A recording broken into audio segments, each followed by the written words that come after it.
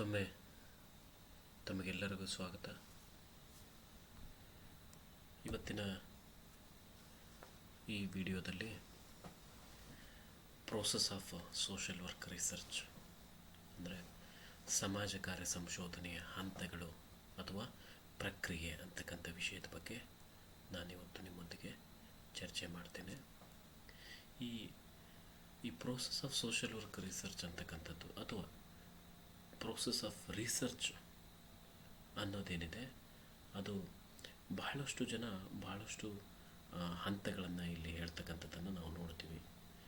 ಸಾಮಾನ್ಯವಾಗಿ ಈ ವೈಜ್ಞಾನಿಕ ವಿಧಾನಗಳು ಅಂತ ನಾವೇನು ಹೇಳ್ತೀವಿ ಅಲ್ಲಿ ಮುಖ್ಯವಾಗಿ ಕೇವಲ 3 ಹಂತಗಳಲ್ಲಿ ಈ ಪ್ರೋಸೆಸ್ಸನ್ನು ಮುಗಿಸ್ತಕ್ಕಂಥದ್ದನ್ನು ನಾವು ನೋಡ್ಬೋದು. ಅಂದರೆ ಮುಖ್ಯವಾಗಿ ಅಲ್ಲಿ ಹೈಪೋಥೆಸಿಸನ್ನು ಡೆವಲಪ್ ಮಾಡೋದು ಮತ್ತು ಹೈಪೋಥೆಸಿಸನ್ನು ಟೆಸ್ಟ್ ಮಾಡೋದು ಮತ್ತು ಕನ್ಕ್ಲೂಡ್ ಮಾಡ್ತಕ್ಕಂಥದ್ದು. ಸೊ 3 ಹಂತಗಳಲ್ಲಿ ಸಂಶೋಧನೆಯನ್ನು ಮುಗಿಸ್ಬಿಡ್ತಾರೆ. ಸೊ ಅದೇ ರೀತಿ ಈ ಎಕ್ಸ್ಪೆರಿಮೆಂಟಲ್ ರಿಸರ್ಚಲ್ಲೂ ಸಹ ಎಕ್ಸ್ಪೆರಿಮೆಂಟ್ ಮಾಡಬೇಕು ಅಂತಕ್ಕಂಥದ್ದು ಅಂದರೆ identification of the experimental issues, experimentation ಮತ್ತು ಫೈಂಡಿಂಗ್ಸ್, ರಿಸಲ್ಟ್ಸು. ಸೊ ಈ ರೀತಿಯಾಗಿ 3 ಹಂತಗಳಲ್ಲಿ ಸಾಮಾನ್ಯವಾಗಿ ಈ ಪ್ರೋಸೆಸ್ಸನ್ನು ಮುಗಿಸ್ತಕ್ಕಂಥದ್ದನ್ನು ನಾವು ನೋಡ್ತೀವಿ. ಅದು ಮುಖ್ಯವಾಗಿ ಎಲ್ಲಪ್ಪ ಅಂತ ಹೇಳಿದ್ರೆ ಈ ಸೈಂಟಿಫಿಕ್ ರಿಸರ್ಚು ಅಥವಾ ಈ ಎಕ್ಸ್ಪೆರಿಮೆಂಟಲ್ ರಿಸರ್ಚ್ಗಳಲ್ಲಿ ಇದು ಹೆಚ್ಚಾಗಿ ನಡೀತಕ್ಕಂಥದ್ದನ್ನು ನಾವು ನೋಡ್ತೀವಿ. ಆದರೆ ಈ ಸಾಮಾಜಿಕ ಸಂಶೋಧನೆ ಅಂತ ಬಂದಾಗ ಅಥವಾ ಸಮಾಜ ಕಾರ್ಯ ಸಂಶೋಧನೆ, ಸಮಾಜ ವಿಜ್ಞಾನಗಳ ಸಂಶೋಧನೆ ಅಂತ ಬಂದಾಗ ಇಲ್ಲಿ ಹಂತಗಳು ಜಾಸ್ತಿ ಇರ್ತವೆ. ಅದನ್ನು ಜಾಸ್ತಿ ಹಂತಗಳಲ್ಲಿ ಹೇಳ್ಬೋದು, ಕಡಿಮೆ ಹಂತಗಳಲ್ಲೂ ಹೇಳ್ಬೋದು. ಆದರೆ ಇಲ್ಲಿ ನಾನು ಸಾಮಾನ್ಯವಾಗಿ ನಮಗೆಲ್ಲರಿಗೂ ಒಂದು ರೀತಿಯಲ್ಲಿ ಅರ್ಥವಾಗೋ ರೀತಿಯಲ್ಲಿ ಕೆಲವು ಹಂತಗಳನ್ನು ನಾನಿಲ್ಲಿ ಪಟ್ಟಿ ಮಾಡಿದ್ದೀನಿ. ಸೊ ಇವುಗಳ ಬಗ್ಗೆ ನಾವು ಈ ಒಂದು ಹಂತಗಳು ಅಂತ ನಾವೇನು ಹೇಳ್ತೀವಿ, process of social work research ಅಂತ ನಾವೇನು ಹೇಳ್ತೀವಿ, ಇವುಗಳ ಬಗ್ಗೆ ಮುಂದೆ ಬರ್ತಕ್ಕಂಥ 4 ಯೂನಿಟ್ಗಳಲ್ಲಿ ನಾವು ಪ್ರತಿಯೊಂದನ್ನು ನಾವು ಚರ್ಚೆ ಮಾಡೋದಕ್ಕೆ ಅವಕಾಶ ಇರೋದರಿಂದ ನಾನು ಇಲ್ಲಿ ಹೆಚ್ಚು ಸಮಯವನ್ನು ನಾನಿಲ್ಲಿ ಕಳೆಯಲ್ಲ. ಸೊ ಯಾಕಂದರೆ ಮುಂದೆ ಅವುಗಳ ಬಗ್ಗೆ ನಾವು ಎನಿವೇ ಡಿಸ್ಕಸ್ ಮಾಡಬೇಕಾಗಿರೋದ್ರಿಂದ ಇದನ್ನು ಜಸ್ಟ್ ಬ್ರೀಫಾಗಿ ನಿಮಗೆ ತಿಳಿಸೋದಕ್ಕೆ ಪ್ರಯತ್ನ ಮಾಡ್ತೀನಿ. ಸೊ ಅದರಲ್ಲಿ ಈ process of social work research ಅಥವಾ ಪ್ರೋಸೆಸ್ ಆಫ್ ರಿಸರ್ಚ್ ಅಂದರೂ ಸಹ ಸೇಮು ಒಂದೇ, ಅಥವಾ ಸೋಷಿಯಲ್ ವರ್ಕ್ ರಿಸರ್ಚ್ ಪ್ರೋಸೆಸ್ ಅಂದ್ರೂ ಒಂದೇ. ಇವು ಎಲ್ಲ ಸೋಷಿಯಲ್ ಸೈನ್ಸ್ ರಿಸರ್ಚ್ ಆಗಿರ್ಬೋದು, ಸೋಷಿಯಲ್ ವರ್ಕ್ ರಿಸರ್ಚ್ ಆಗಿರ್ಬೋದು, ಹಂತಗಳು ಕಾಮನ್ನಾಗಿ ಎಲ್ಲರಿಗೂ ಸಿಮಿಲರ್ ಆಗಿರ್ತಕ್ಕಂಥದ್ದನ್ನು ನಾವು ನೋಡ್ಬೋದು. ಸೊ ನಾನು ಈ ಸ್ಪೆಸಿಫಿಕ್ಕಾಗಿ ಸೋಷಿಯಲ್ ವರ್ಕಿಗೆ ಇದನ್ನು ಅಪ್ಲೈ ಮಾಡಿ ನಿಮಗೆ ತಿಳಿಸೋದಕ್ಕೆ ಪ್ರಯತ್ನ ಮಾಡ್ತಾಯಿದ್ದೀನಿ. ಮೊದಲನೇ ಹಂತ ಏನಪ್ಪ ಈ ಸೋಷಿಯಲ್ ವರ್ಕ್ ರಿಸರ್ಚಲ್ಲಿ ಅಂತ ಅಂದರೆ, ಮೊದಲನೇ ಹಂತ ಸಮಾಜ ಕಾರ್ಯ ಸಂಶೋಧನೆಯಲ್ಲಿ ಐಡೆಂಟಿಫಿಕೇಷನ್ ಆಫ್ ದಿ ಪ್ರಾಬ್ಲಮ್ ಅಂತ ಹೇಳ್ತೀವಿ. ಇಲ್ಲಿ ಐಡೆಂಟಿಫಿಕೇಷನ್ ಆಫ್ ದಿ ಪ್ರಾಬ್ಲಮ್ ಆಗಿರ್ಬೋದು ಅಥವಾ ಐಡೆಂಟಿಫಿಕೇಷನ್ ಆಫ್ ದಿ ಟಾಪಿಕ್ ಆಗಿರ್ಬೋದು. ನಾನು ಅದಕ್ಕೆ ಕನ್ನಡದಲ್ಲಿ ಏನು ಮಾಡಿದ್ದೇನಪ್ಪ ಅಂದರೆ ಸಮಸ್ಯೆ ಅಥವಾ ವಿಷಯ ಗುರುತಿಸುವಿಕೆ. ಈ ಪ್ರತಿ ಸಲನೂ ಸಂಶೋಧನೆ ಮಾಡುವಾಗ ಪ್ರಾಬ್ಲಮ್ಮೇ ಇರಬೇಕಂತ ಏನೂ ಇಲ್ಲ. ಒಂದು ವಿಷಯವನ್ನು ಸಹ ತಗೊಂಡು ನಾವು ಅಧ್ಯಯನ ಮಾಡ್ಬೋದು. ಅದನ್ನು ನಾವು ಸಮಸ್ಯೆ ಅಂತ ಆಲ್ಟರ್ನೇಟ್ ಆಗಿ ಕರಿತೀವಿ. ಅದಕ್ಕೆ ಮೊದಲನೇ ಹಂತ ಯಾವುದೇ ಸಂಶೋಧನೆಯನ್ನು ನಾವು ಕೈಗೊಳ್ತಾ ಇದ್ದೀವಿ ಅಂತ ಹೇಳಿದ್ರೆ, ಫಸ್ಟು ನಾನು ಯಾವ ವಿಷಯದ ಮೇಲೆ ಅಧ್ಯಯನ ಮಾಡಬೇಕು ಅಂತಕ್ಕಂಥದ್ದನ್ನು ಐಡೆಂಟಿಫಿಕೇಷನ್ ಮಾಡಬೇಕು. ಯಾಕಂದರೆ ನಮ್ಮ ಈವನ್ ಸೋಷಿಯಲ್ ಸೈನ್ಸಲ್ಲಿ ಅಥವಾ ಸಮಾಜ ಕಾರ್ಯದಲ್ಲಿನೇ ಸಾಕಷ್ಟು ಏರಿಯಾಗಳಿರ್ತಕ್ಕಂಥದ್ದನ್ನು, ಬ್ರಾಡ್ ಏರಿಯಾಗಳನ್ನು ನಾವು ನೋಡ್ಬೋದು. ಹ್ಯೂಮನ್ ರಿಸೋರ್ಸ್ ಮ್ಯಾನೇಜ್ಮೆಂಟ್ ಆಗಿರ್ಬೋದು, ಈ ಸೈಕ್ಯಾಟ್ರಿ, ಮೆಡಿಕಲ್ ಆ್ಯಂಡ್ ಸೈಕ್ಯಾಟ್ರಿ ಆಗಿರ್ಬೋದು, ಕಮ್ಯುನಿಟಿ ಆರ್ಗನೈಜೇಷನ್ ಆಗಿರ್ಬೋದು, ಅಥವಾ ಈ ವರ್ಕ್ ವಿತ್ ಇಂಡಿವಿಜುವಲ್ ಆಗಿರ್ಬೋದು, ಕಮ್ಯುನಿಟಿ ಆರ್ಗನೈಜೇಷನ್ ಆಗಿರ್ಬೋದು. ಸೊ ಇವುಗಳು ಬ್ರಾಡ್ ಏರಿಯಾಸು. ಈ ಬ್ರಾಡ್ ಏರಿಯಾಸಲ್ಲಿ ಮತ್ತೆ ನಾವು ಸ್ಪೆಸಿಫಿಕ್ಕಾಗಿ ಒಂದು ವಿಷಯವನ್ನು ಆಯ್ಕೆ ಮಾಡ್ಕೋಬೇಕಾಗತ್ತೆ. ಸೊ ಇದು ಯಾವುದೇ ಸಂಶೋಧನೆಯ ಮೊದಲ ಹಂತ ಅಂತ ನಾವು ಹೇಳ್ತೀವಿ. ಸೊ ಈ ಮೊದಲ ಹಂತದಲ್ಲಿ ನಾವು ಇದನ್ನು ವಿಶ್ಲೇಷಣೆ ಮಾಡ್ತಾ ಹೋದಾಗ ಬ್ರಾಡ್ ಏರಿಯಾ ಐಡೆಂಟಿಫೈ ಮಾಡಿದ ಮೇಲೆ ಮತ್ತೆ ನಾವು ಟಾಪಿಕನ್ನು ಐಡೆಂಟಿಫೈ ಮಾಡಬೇಕಾಗುತ್ತೆ. ಯಾವ ಪರ್ಟಿಕ್ಯುಲರ್ ಆಗಿ ಯಾವ ವಿಷಯದ ಮೇಲೆ ನಾವು ಅಧ್ಯಯನ ಮಾಡ್ತೀವಿ ಅನ್ನೋದನ್ನು ಸಹ ಐಡೆಂಟಿಫೈ ಮಾಡಬೇಕಾಗುತ್ತೆ. ಸೊ ಆ ವಿಷಯವನ್ನು ನಾವು ಚರ್ಚೆ ಮಾಡುವಾಗ ಮುಂದಿನ ಚಾಪ್ಟರ್ಗಳಲ್ಲಿ ಅದ್ರ ಬಗ್ಗೆ ನಾವು ಚರ್ಚೆ ಮಾಡ್ತೀವಿ. ಈಗ ಸದ್ಯಕ್ಕೆ ಸಂಶೋಧನೆ ಮೊದಲನೇ ಹಂತ ಯಾವುದಪ್ಪ ಅಂತ ಹೇಳಿದರೆ identification of the research problem. ನಂತರದ ಹಂತ, ಒಂದು ಸಲ ನಾನು ಯಾವ ವಿಷಯದ ಮೇಲೆ ಅಧ್ಯಯನ ಮಾಡಬೇಕು ಅಂತ ಗೊತ್ತಾದ ಮೇಲೆ ನಂತರ ನಾವೇನು ಮಾಡಬೇಕಪ್ಪ ಅಂತ ಹೇಳಿದರೆ, ನಾವು ಸೈನ್ಸಲ್ಲಿ ಹೆಂಗೆ ಮಾಡ್ತೀವಿ, ನಾವು ಏನು ಎಕ್ಸ್ಪೆರಿಮೆಂಟ್ ಮಾಡ್ಬೇಕಂತ ಗೊತ್ತಾದ ತಕ್ಷಣ ನಾವು ಎಕ್ಸ್ಪೆರಿಮೆಂಟ್ ಮಾಡೋಕ್ಕೆ ಹೋಗ್ತೀವಿ. ಬಟ್ ಸೋಷಿಯಲ್ ಸೈನ್ಸಲ್ಲಿ ಹಂಗಲ್ಲ. ನಾವು ಸೋಷಿಯಲ್ ಸೈನ್ಸಲ್ಲಿ ಏನು ಮಾಡ್ಬೇಕಾಗತ್ತೆ ಅಂತಂದರೆ, ಆ ವಿಷಯದ ಬಗ್ಗೆ ಏನೆಲ್ಲ ಸಾಹಿತ್ಯ ಲಭ್ಯ ಇದೆಯೋ ಅದನ್ನು ಅಧ್ಯಯನ ಮಾಡಬೇಕಾಗುತ್ತೆ.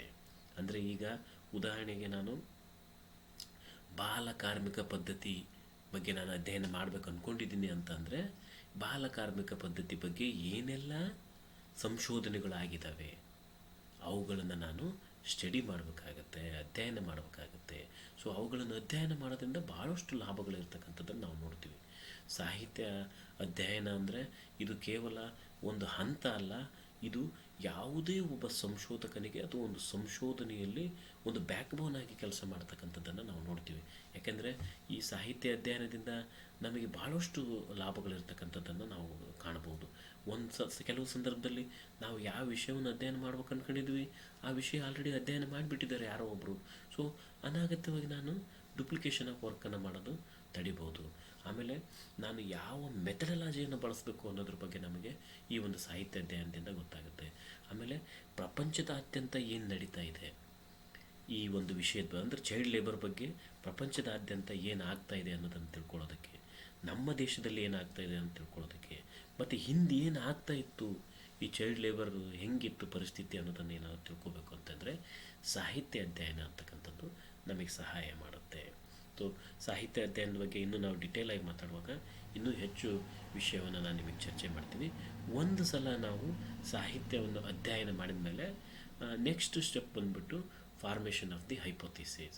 ಸೊ ಇಲ್ಲಿ ಈ ಮಧ್ಯದಲ್ಲಿ ಇನ್ನೊಂದು ಸ್ಟೆಪ್ ಏನಪ್ಪ ಅಂತಂದರೆ ಐಡೆಂಟಿಫಿಕೇಷನ್ ಆಫ್ ದಿ ಆಬ್ಜೆಕ್ಟಿವ್ಸು ಅಂತ ನಾವು ಬರುತ್ತೆ. ಬಟ್ ಅದನ್ನು ನಾವಿಲ್ಲಿ ಇಗ್ನೋರ್ ಮಾಡ್ತೀವಿ, ಯಾಕಂದರೆ ಮೇಜರ್ ಸ್ಟೆಪ್ಸನ್ನು ಮಾತ್ರ ನಾವಿಲ್ಲಿ ಡಿಸ್ಕಸ್ ಮಾಡ್ತಾಯಿದ್ದೀವಿ. ಒಂದು ಸಲ ರಿವ್ಯೂ ಆಫ್ ಲಿಟ್ರೇಚರ್ ಆದ ತಕ್ಷಣ ನಾವೇನು ಮಾಡ್ತೀವಿ, ನನಗೊಂದು ಐಡಿಯಾ ಬರುತ್ತೆ. ಅಂದರೆ ಏನು ನಡೀತಾ ಇದೆ ಈ ಒಂದು ವಿಷಯಕ್ಕೆ ಸಂಬಂಧಪಟ್ಟ ಹಾಗೆ, ಬಾಲಕಾರ್ಮಿಕ ಪದ್ಧತಿಗೆ ಸಂಬಂಧಪಟ್ಟ ಹಾಗೆ ಏನು ನಡೀತಾ ಇದೆ ಅಂತಕ್ಕಂಥದ್ದು ಒಂದು ಬ್ರಾಡಾಗಿ ಐಡಿಯಾ ಬರೋದ್ರಿಂದ, so based on the review of literature ಮತ್ತು ನನ್ನ ನಾಲೆಡ್ಜು ಮತ್ತು ನನ್ನ ಅನುಭವಗಳನ್ನು ಆಧಾರವಾಗಿಟ್ಕೊಂಡು ನಾವೇನು ಮಾಡ್ತೀವಪ್ಪ ಅಂದರೆ ಪ್ರಾಕ್ಕಲ್ಪನೆಯನ್ನು ರಚನೆ ಮಾಡ್ತೀವಿ. ಫಾರ್ಮೇಷನ್ ಆಫ್ ದಿ ಹೈಪಥಿಸಿಸ್ ಅಂತ ನಾವು ಹೇಳ್ತೀವಿ. ಪ್ರಾಕಲ್ಪನೆಯನ್ನು ರಚನೆ ಮಾಡ್ತೀವಿ. ಇದು ಪ್ರಾಕಲ್ಪನೆ ಅಂತ ಹೇಳಿದ್ರೆ ಊಹೆ ಅಂತ ಸಹ ನಾವು ಇನ್ನೊಂದು ಶಬ್ದದ, ಅಂದರೆ ಹೇಗಿರ್ಬೋದು, ಹಿಂಗಿರಬಹುದು ಅಂತಕ್ಕಂಥದ್ದನ್ನು ನಾವು ಊಹೆ ಮಾಡ್ತಕ್ಕಂಥದ್ದು. ಅಂದರೆ ಉದಾಹರಣೆಗೆ ಬಾಲಕಾರ್ಮಿಕ ಪದ್ಧತಿ ಇತ್ತೀಚೆಗೆ ಕಡಿಮೆ ಆಗ್ತಾ ಇದೆ ಅನ್ನೋದು, ಅಥವಾ ಹೆಚ್ಚಿಗೆ ಆಗ್ತಾ ಇದೆ ಅಂತಕ್ಕಂಥ ಒಂದು ಊಹೆಯನ್ನು ಮಾಡ್ತೀವಿ. ನಾನು ಜಸ್ಟ್ ಬ್ಲಾಂಕಾಗಿ ನಿಮಗೊಂದು ಐಡಿಯಾ ಕೊಡ್ತಾ ಇದ್ದೀನಿ ಅಷ್ಟೇ, ಅದೇ ಅಂತ ಅಲ್ಲ. ಈಗ ಉದಾಹರಣೆಗೆ ಕೋವಿಡ್-19 ಎಫೆಕ್ಟಿಂದ ಬಾಲಕಾರ್ಮಿಕ ಪದ್ಧತಿ ಮೇಲೆ ಏನು ಪರಿಣಾಮ ಆಗಿದೆ ಅಂತಕ್ಕಂಥದ್ರ ಬಗ್ಗೆ ಅಧ್ಯಯನ ಮಾಡೋದಾದರೆ, ನಮ್ಮ ಈ ಎಲ್ಲ ಅನುಭವಗಳನ್ನು ನಾವು ಬಳಸ್ಕೊಂಡು ನನ್ನ ಸಾಹಿತ್ಯ ಅಧ್ಯಯನದ ಆಧಾರದ ಮೇಲೆ ನಾನು ಒಂದು ಪ್ರಾಕಲ್ಪನೆಯನ್ನು ಸೃಷ್ಟಿ ಮಾಡ್ತೀನಿ. ಅದೇನಪ್ಪ ಅಂತ ಹೇಳಿದ್ರೆ, ಇತ್ತೀಚಿನ ದಿನಗಳಲ್ಲಿ ಮಕ್ಕಳು ಶಾಲೆಗೆ ಹೋಗದೇ ಇರೋದ್ರಿಂದ ಬಾಲಕಾರ್ಮಿಕ ಪದ್ಧತಿ ಇನ್ನೂ ಜಾಸ್ತಿ ಆಗ್ತಾ ಇದೆ ಅಂತಕ್ಕಂಥ ಒಂದು ಪ್ರಾಕಲ್ಪನೆಯನ್ನು ನಾನು ಸೃಷ್ಟಿ ಮಾಡ್ತೀನಿ ಅಥವಾ ಹುಟ್ಟಾಕ್ತೀನಿ. ನಂತರ ಏನಪ್ಪ ಅಂತ ಹೇಳಿದ್ರೆ, ಒಂದು ಸಲ ಪ್ರಾಕಲ್ಪನೆಯನ್ನು ನಾನು ಹುಟ್ಟಾಕಿದ ಮೇಲೆ ಈ formation of the research design, ಅಂದರೆ ಸಂಶೋಧನಾ ವಿನ್ಯಾಸದ ರಚನೆ. ಅಂದರೆ ಸಂಶೋಧನಾ ವಿನ್ಯಾಸದ ರಚನೆ ಅಂದರೆ ನಾನು ಯಾವ ವಿನ್ಯಾಸವನ್ನು ಬಳಸಿ ನನ್ನ ಸಂಶೋಧನೆಯನ್ನು ಕೈಗೊಳ್ತೀನಿ. ಇಲ್ಲಿ ಸಂಶೋಧನೆ ವಿನ್ಯಾಸ ಅಂತ ಹೇಳಿದರೆ ಇದು ಒಂಥರ ಬ್ಲೂ ಪ್ರಿಂಟ್ ಇದ್ದಂಗೆ. ಅಂದರೆ ಯಾವುದೇ ಒಂದು ಮನೆ ಕಟ್ಟಿಸ್ತಾ ಇದ್ದೀವಿ ಅಂತ ಹೇಳಿದರೆ ಮಾಡೆಲ್ಗಳು ಇರ್ತಾವಲ್ಲ, ಸೊ ಆ ರೀತಿಯಾಗಿ ಇದು ಒಂದು ರೀತಿ ಮಾಡೆಲ್. ಯಾವ ಮಾಡೆಲ್ ಅಂದರೆ ಸರ್ವೆ ಮಾಡೆಲ್ ಬಳಸ್ತಿರೋ, ಕ್ವಾಲಿಟೇಟಿವ್ ಮೆಥಡ್ ಬಳಸ್ತಿರೋ, ಕ್ವಾಂಟಿಟೇಟಿವ್ ಮೆಥಡ್ ಬಳಸ್ತಿರೋ, ಯಾವ ವಿಧಾನವನ್ನು ಬಳಸಿ ನೀವು ಸಂಶೋಧನೆಯನ್ನು ಕೈಗೊಳ್ತೀರಿ. ಸೊ ಅದಕ್ಕೆ ತಂದೆ ಆಗಿರ್ತಕ್ಕಂಥ ಮಾಡೆಲ್ಸ್ ಇರ್ತವೆ. ಈಗ ನೋಡಿರಿ, ನೀವು ಮನೆ ಕಟ್ಟಿಸ್ತೀನಿ ಅಂತ ಹೇಳಿದರೆ ಸಾಮಾನ್ಯವಾಗಿ ಈಗ ಆಲ್ರೆಡಿ ಮಾಡೆಲ್ಸ್ ರೆಡಿ ಇರ್ತವೆ. ಸೊ 2 BHK ಮನಿನ ಇದು ಮಾಡೆಲ್ ಐತಿ, 3 BHK ಮನಿನ ಈ ಮಾಡೆಲ್ ಐತಿ, ಡುಪ್ಲೆಕ್ಸ್ ಮನಿನ ಈ ಮಾಡೆಲ್. ಸೊ ಹೆಂಗೆ ಮಾಡೆಲ್ಗಳು ಅವೈಲೇಬಲ್ ಇರ್ತವೆ, ಹಂಗೆ ಸಂಶೋಧನೆಯಲ್ಲೂ ಸಹ ಮಾಡೆಲ್ಗಳು ಅವೈಲೇಬಲ್ ಇರ್ತವೆ. ಸೊ ಯಾವುದಾದ್ರೂ ನನ್ನ ಸಂಶೋಧನೆಗೆ ಅನುಗುಣವಾಗಿ ನಾನು ಯಾವುದಾದ್ರೂ ಒಂದು ಮಾಡೆಲನ್ನು ಐಡೆಂಟಿಫೈ ಮಾಡಬೇಕಾಗತ್ತೆ. ಸೊ ಸೊ ನಂತರ ಸ್ಯಾಂಪ್ಲಿಂಗ್ ಬರುತ್ತೆ. ಸೊ ಕೆಲವು ಸಂದರ್ಭದಲ್ಲಿ ನಾವು ಸ್ಯಾಂಪ್ಲಿಂಗ್ ಮೆಥಡನ್ನು ಬಳಸ್ಬೋದು ಅಥವಾ ಬಳಸ್ತೇನೆ ಇರ್ಬೋದು. ಸಮ್ಟೈಮ್ಸ್ ಓನ್ಲಿ ರಿವ್ಯೂ ಮೇಲೆ ನಂದೇನಾದರೂ ಸ್ಟಡಿ ಇತ್ತು ಅಂದರೆ ಸ್ಯಾಂಪ್ಲಿಂಗನ್ನು ಬಳಸೋ ಅವಶ್ಯಕತೆ ಇರಲ್ಲ. ಬಟ್ ನಾನು ಫೀಲ್ಡ್ಗೆ ಹೋಗಿ ಡೇಟಾ ಕಲೆಕ್ಷನ್ ಮಾಡಬೇಕು ಅಂತ ಹೇಳಿದರೆ ಅಲ್ಲಿ ಸ್ಯಾಂಪ್ಲಿಂಗ್ ಮೆಥಡನ್ನು ಬಳಸ್ತೀವಿ. ಸೊ ಸ್ಯಾಂಪ್ಲಿಂಗ್ ಬಗ್ಗೆ ವಿಸ್ತಾರವಾಗಿ ನಾವು ಮುಂದೆ ಡಿಸ್ಕಸ್ ಮಾಡೋಣ. ಒಂದು ಸಲ ಸ್ಯಾಂಪ್ಲಿಂಗ್ ಆಗಿ ನಾವು ನಮ್ಮ ರೆಸ್ಪಾಂಡೆಂಟ್ಸನ್ನು ಐಡೆಂಟಿಫೈ ಮಾಡಿದ್ವಿ ಅಂತ ಹೇಳಿದರೆ ಆಮೇಲೆ ಸಂಶೋಧನಾ ಸಾಮಗ್ರಿ ತಯಾರಿ ಅಂದರೆ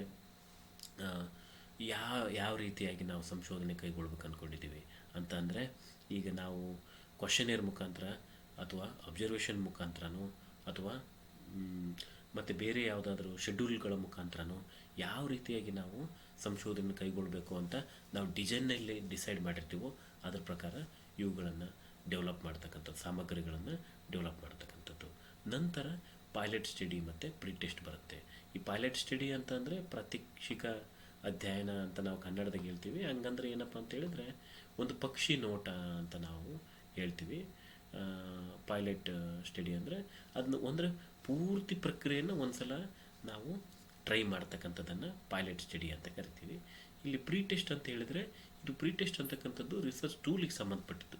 ಅಂದರೆ ನಾವೇನೆಲ್ಲ ಟೂಲ್ಸನ್ನು ಡೆವಲಪ್ ಮಾಡಿದ್ದೀವಿ ಆ ಟೂಲ್ಸು ಸರಿಯಾಗಿ ಕೆಲಸ ಮಾಡ್ತಾ ಇದ್ದಾವೋ ಇಲ್ವೋ ಅನ್ನೋದನ್ನು ಚೆಕ್ ಮಾಡೋ ಸಲುವಾಗಿ ಪ್ರೀ ಟೆಸ್ಟ್ ಮಾಡ್ತೀವಿ. ಪೈಲಟ್ ಸ್ಟಡಿ ಅಂತಕ್ಕಂಥದ್ದು ಹೋಲ್ ರಿಸರ್ಚ್ ಪ್ರೋಸೆಸ್ಗೆ ಅಂದರೆ ಡಿಸೈನಿಗೆ ಸಂಬಂಧಪಟ್ಟಿದ್ದು, ಡಿಸೈನ್ ಸರಿಯಾಗಿ ಕೆಲಸ ಮಾಡ್ತಾ ಇಲ್ಲ ಅಂತಕ್ಕಂಥದ್ದು ಚೆಕ್ ಮಾಡ್ತಕ್ಕಂಥದ್ದು. ಸೊ ಒಂದು ಸಲ ನಾನು ಇದು ಮೆಥಡ್ಸ್ ಟೂಲ್ಸನ್ನು ರೆಡಿ ಮಾಡಿ ಆದಮೇಲೆ ಅವುಗಳನ್ನು ಪ್ರೀ ಟೆಸ್ಟ್ ಮಾಡಿ ಎಲ್ಲ ಸರಿಯಾಗಿದೆ ಅಂತ ಗೊತ್ತಾದಮೇಲೆ ಮಾಹಿತಿ ಸಂಗ್ರಹಣೆಯನ್ನು ಮಾಡ್ತೀವಿ. ಮಾಹಿತಿ ಸಂಗ್ರಹಣೆಯಲ್ಲಿ 2 ವಿಧಾನಗಳು ಬರ್ತವೆ, ಪ್ರೈಮರಿ ಡೇಟಾ ಮತ್ತು ಸೆಕೆಂಡ್ರಿ ಡೇಟಾ ಅಂತ 2 ಡೇಟಾ ಟೈಪ್ಸ್ ಬರ್ತವೆ. ಮತ್ತು ಆಮೇಲೆ ಮಾಹಿತಿ ಸಂಗ್ರಹಣೆ ಮಾಡಲಿಕ್ಕೆ ಅಬ್ಸರ್ವೇಷನ್ ಮೆಥಡ್ ಐತಿ, ಕ್ವಶನೇರ್ ಮೆಥಡ್ ಐತಿ, ಶೆಡ್ಯೂಲ್ ಮೆಥಡ್ ಐತಿ. ಸೊ ಯಾವುದಾದ್ರೂ ಮೆಥಡನ್ನು ಬಳಸಿ ನಾವು ಮಾಹಿತಿ ಸಂಗ್ರಹಣೆ ಮಾಡ್ಬೋದು. ಒಂದು ಸಲ ಸಂಗ್ರಹಗೊಂಡಿರ್ತಕ್ಕಂಥ ಮಾಹಿತಿಯನ್ನು ನಾವೇನು ಮಾಡಬೇಕಾಗುತ್ತೆ, ವಿಶ್ಲೇಷಣೆ ಮಾಡಬೇಕಾಗುತ್ತೆ. ವಿಶ್ಲೇಷಣೆ ಅಂತಂದರೆ ಸೊ ಮಾಹಿತಿ ಏನು ಹೇಳ್ತಾ ಇದೆ ಅಂತಕ್ಕಂಥದ್ದು. ಅಂದರೆ ಇಲ್ಲಿ ವಿಶ್ಲೇಷಣೆಯಲ್ಲಿ ಅಲ್ಟಿಮೇಟ್ಲಿ ನಾವೇನು ಮಾಡ್ತೀವಿ, ಏನೆಲ್ಲ ಔಟ್ಕಮ್ಸ್ ಬಂದಿದ್ದಾವೆ ಮಾಹಿತಿಯಲ್ಲಿ ಅಂತಕ್ಕಂಥದ್ದು ನಾವು ಇದು ಮಾಡ್ತೀವಿ. ಆಮೇಲೆ ಹೈಪೋಥಿಸಿಸನ್ನು ಟೆಸ್ಟಿಂಗು ಇದೇ ವಿಶ್ಲೇಷಣೆ ಪ್ರೋಸೆಸ್ಸಲ್ಲೇ ನಡೀತದೆ. ಕೊನೆಗೆ ಒಂದು ಸಲ ವಿಶ್ಲೇಷಣೆ ಮಾಡಿ ಆದಮೇಲೆ ಹೈಪೋಥಿಸಿಸ್ ನಾವು ಟೆಸ್ಟ್ ಮಾಡ್ತೀವಿ ಈ ಅನಾಲಿಸಿಸ್ ಪ್ರೋಸೆಸ್ಸಲ್ಲಿ. ಸೊ ಅದೆಲ್ಲ ಆದಮೇಲೆ ನಾವೇನು ಮಾಡ್ತೀವಪ್ಪ ಅಂದ್ರೆ ಸಂಶೋಧನಾ ವರದಿಯನ್ನು ತಯಾರು ಮಾಡ್ತೀವಿ. ಸೊ ಇದು ಸಂಶೋಧನೆಯಲ್ಲಿ ಕೊನೆಯ ಹಂತ. ಸೊ ಇಷ್ಟು process, social work research process ಅಂತ ನಾವು ಹೇಳ್ತೀವಿ. ಅದಕ್ಕೆ ಸಂಬಂಧಪಟ್ಟ ಹಾಗೆ ಕೆಲವು MCQs ಪ್ರಶ್ನೆ ಉತ್ತರಗಳಿದ್ದಾವೆ. ಸೊ ಮೊದಲನೇದೇನಪ್ಪ ಅಂದರೆ which among the following is first step in social work research. So ನಾನು ಆಲ್ರೆಡಿ ಇದ್ರ ಬಗ್ಗೆ ಡಿಸ್ಕಸ್ ಮಾಡಿದ್ದೀನಿ. ಯಾವ್ಯಾವಪ್ಪ ಅಂತ ಹೇಳಿದರೆ sampling, identification of research problem, data collection, report writing. The answer is identification of the research problem. Second, arrange the research steps in ascending order. So ಮೊದಲಿಗೆ ಯಾವ್ದು ಬರುತ್ತೆ, identification of the research problem ಬರುತ್ತೆ, ಆಮೇಲೆ review of literature ಬರುತ್ತೆ, ಆಮೇಲೆ formulation of hypothesis ಬರುತ್ತೆ, ಆಮೇಲೆ sampling ಬರುತ್ತೆ. So BCDA. Next what is next step after the identification of the research problem. Research problem identification ಮಾಡಿದ ಮೇಲೆ ನೆಕ್ಸ್ಟ್ ಸ್ಟೆಪ್ ಏನು ಬರುತ್ತಪ್ಪ ಅಂತ ಹೇಳಿದ್ರೆ ರಿವ್ಯೂ ಆಫ್ ಲಿಟ್ರೇಚರ್ ಬರುತ್ತೆ. So what is the step in the social work research after data collection. Data collection ಆದಮೇಲೆ ಏನು ಬರುತ್ತೆ, ಡೇಟಾ ಕಲೆಕ್ಷನ್ ಆದಮೇಲೆ ನಾವು ನೇರವಾಗಿ ಡೇಟಾ ಅನಾಲಿಸಿಸ್ಗೆ ಹೋಗ್ತೀವಿ. Next what is last step in social work research. ಅದು ಏನಪ್ಪ ಲಾಸ್ಟ್ ಸ್ಟೆಪ್ ಅಂತ ಹೇಳಿದರೆ preparation of the report. So ಇಷ್ಟು process of social work research. ಇದನ್ನು 10 ಮಾರ್ಕ್ಸ್ಗೂ ಕೇಳ್ಬೋದು ಅಥವಾ 5 ಮಾರ್ಕ್ಸ್ಗೂ ಕೇಳ್ಬೋದು. 10 ಮಾರ್ಕ್ಸ್ಗೆ ಕೇಳಿದಾಗ ಸ್ವಲ್ಪ ಡಿಟೇಲಾಗಿ ಪ್ರತಿಯೊಂದನ್ನು ಡಿಟೇಲಾಗಿ ಬರೀಬೇಕಾಗುತ್ತೆ. 5 ಮಾರ್ಕ್ಸ್ಗೆ ಕೇಳಿದಾಗ ಇದನ್ನು ಒಂದು 2ರಿಂದ 2.5-3 ಪೇಜು ಬರೆಯೋದು ನಾವು ಮುಗಿಸ್ಬೇಕಾಗುತ್ತೆ. 10 ಮಾರ್ಕ್ಸಿಗೆ ಪ್ರಶ್ನೆ ಕೇಳಿದಾಗ ಪ್ರತಿಯೊಂದು ಸ್ಟೆಪ್ಸನ್ನು ನಾವು ಡಿಟೇಲಾಗಿ ಚರ್ಚೆ ಮಾಡಬೇಕಾಗುತ್ತೆ. ಸೊ ಅದನ್ನು ನಾವಿನ್ನೂ ಪ್ರತಿಯೊಂದು ಸ್ಟೆಪ್ಸನ್ನು ನಾವು ಮುಂದಿನ ತರಗತಿಯಲ್ಲಿ ವಿಶೇಷವಾಗಿ ಪ್ರತಿಯೊಂದು ಸ್ಟೆಪ್ಪನ್ನು ನಾವು ಚಾಪ್ಟರ್ಗಳಲ್ಲಿ ಡಿಸ್ಕಸ್ ಮಾಡಬೇಕಾಗಿರೋದ್ರಿಂದ ಇವತ್ತಿಗೆ ಇಷ್ಟಕ್ಕೆ ಮುಗಿಸೋಣ. ಧನ್ಯವಾದಗಳು. Thank you.